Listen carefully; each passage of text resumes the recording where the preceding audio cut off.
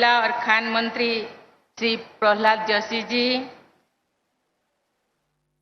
केंद्रीय कृषि एवं किसान कल्याण राज्य मंत्री सुश्री शोभा करंदलाजे जी, कर्नाटक सरकार के सहकारिता एवं जिला प्रभारी मंत्री श्री सोमशेखर जी, कन्नड़ और संस्कृति मंत्री श्री सुनील कुमार जी, कर्नाटक सरकार के सभी मंत्रीगण, विधायकगण, भाइयों और बहनों,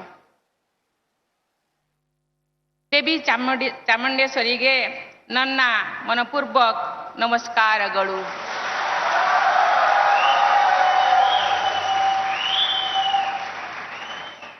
ಎಲ್ಲ ಸಹೋದರ ಸಹೋದರಿಯರಿಗೆ ನನ್ನ ಹೃದಯಪೂರ್ವಕ ನಮಸ್ಕಾರಗಳು।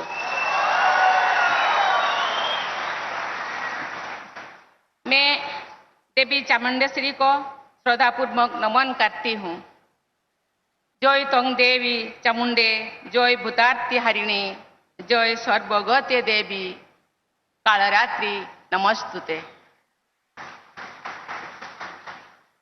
मैं देवी चामुंडेश्वरी से ये प्रार्थना करती हूँ कि उनका आशीर्वाद सभी देशवासियों को सदैव मिलता रहे।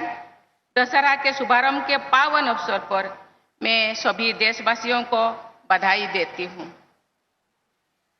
कर्नाटक का नाड हब्बा यानी स्टेट फेस्टिवल मैसूरू दशहरा के श्री गणेश के पवित्र अवसर पर मैं कर्नाटक के सभी निवासियों को और मैसूरू के सभी भाई बहनों को विशेष शुभकामनाएं व्यक्त करती हूँ। मुझे इस वर्ष के ये मुख्य दशहरा उत्सव का उद्घाटन करके बहुत प्रसन्नता हो रही है। हमारी आध्यात्मिक, सांस्कृतिक व लोक परंपरा में देवी चामुंडेश्वरी परम पूज्य मानी जाती है।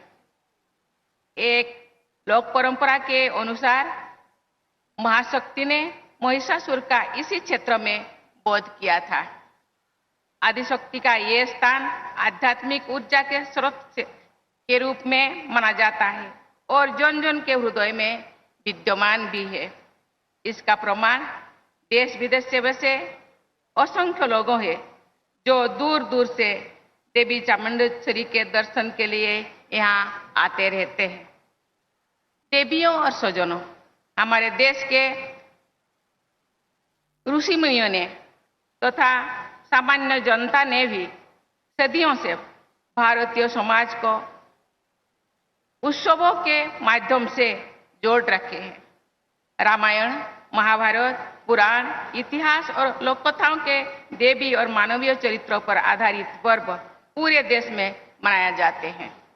इस पर्व में विविधता के साथ साथ एकरूपता भी दिखाई देती है।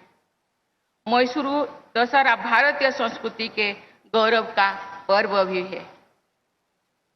कर्नाटक में भारत की आध्यात्मिक परंपरा के आदर्श स्थापित होते रहते हैं। यहाँ जैन तथा बौद्ध परंपरा से जुड़े अनेक प्राचीन स्थल विद्यमान भी है। आदि शंकराचार्य ने श्रृंगेरी मठ की स्थापना इसी राज्य के इलाके में की थी। गोलबुर्गा सूफी सिलसिले का प्रमुख केंद्र यहाँ रहा है।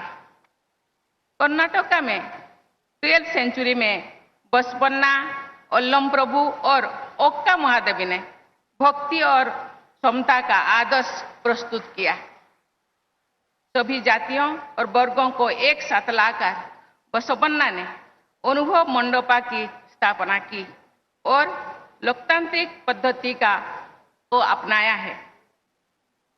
अनुभव मंडपा ने आध्यात्मिक और सामाजिक विषयों पर चर्चा होती है।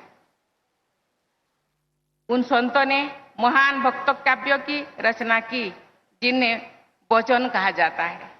आज से लगभग 900 वर्ष पहले की उस काव्यधारा में 35 महिला संतों ने योगदान दिया था।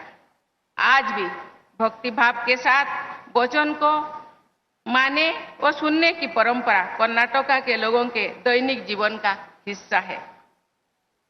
इस प्रकार कर्नाटका से भक्ति, समानता, लोकतंत्र तथा महिला सशक्तिकरण का ऐतिहासिक आदर्श प्रस्तुत किया गया है।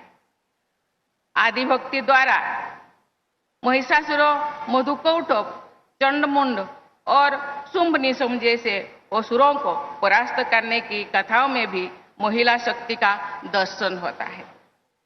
पालन पोषण करने के लिए महिलाएं त्याग, ममता और दया का मूर्तिमान स्वरूप होते हैं। लेकिन अन्याय, अधर्म और अहंकार पर विजय प्राप्त करने के लिए वे दुर्गा, चंडिका और चामुंडा का अवतार भी लेते रहते हैं। महिला के शक्ति स्वरूप का सम्मान करने की यही भावना आज से आरंभ हो रहे नवरात्र से जुड़ी नवदुर्गा की उपासना में व्यक्त होती है। महिलाओं में निहित अदम्य शक्ति का सम्मान करना ही विजयदशमी का साथ संपन्न होता रहे हैं दशहरा पूर्व की मूल भावना भी है। कर्नाटका ने ही रानी अब्बक्का और कित्तूर की रानी चिन्नामा जैसी वीरांगनाओं ने नेतृत्व में विदेशी शासकों की विरुद्ध संग्राम के आरंभिक उदाहरण प्रस्तुत किया था। वीर वनिता उन्नो के ओबव्वा की गाथा कर्नाटक के जनमानस को आज भी प्रेरित करती है। महिला सशक्तिकरण की विकास यात्रा आज के भारत में हमारी बहनों और बेटियों की बहुआयामी प्रगति में दिखाई दे रही है। लेकिन इस प्रगति को और शक्ति प्रदान करने की आवश्यकता है। देवियों और स्वजनों, ये सभी देशवासियों के लिए गर्व की बात है कि मैसूरू दशहरा की ये परंपरा आज भी पूरी जीवंतता के साथ आगे बढ़ाई जा रही है। इसके लिए मैं राज्य सरकार की सराहना करती हूँ। मुख्यमंत्री श्री बसवराज बोम्मई जी ने मुझे इस परंपरा के साथ जुड़ने का आमंत्रण दिया। इसके लिए मैं उन्हें धन्यवाद देती हूँ।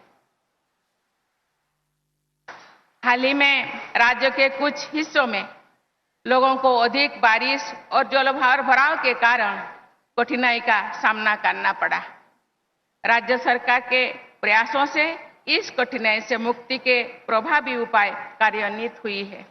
मुझे विश्वास है कि ऐसी कठिनाई से जुड़े और भी सुविचारित उपाय किए जाते रहेंगे।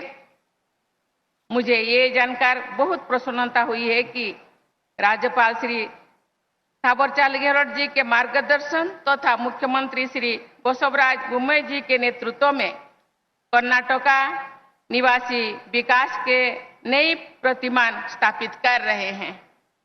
वित्त वर्ष 2021-22 के दौरान हार्डवेयर और सॉफ्टवेयर के क्षेत्र में टोटल फॉरेन डायरेक्ट इन्वेस्टमेंट का 53% यानी आधे से भी अधिक भाग कर्नाटका ने आकर्षित किया। ये कर्नाटका की विश्वव्यापी ख्याति का प्रमाण है। बेंगलुरु को भारत का टॉप स्टार्टअप हब माना जाता है।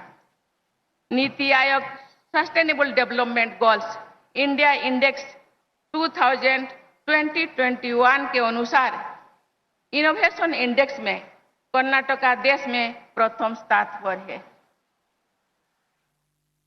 प्राथमिक शिक्षा में कर्नाटका ने 100% एनरोलमेंट का लक्ष्य हासिल कर लिया है।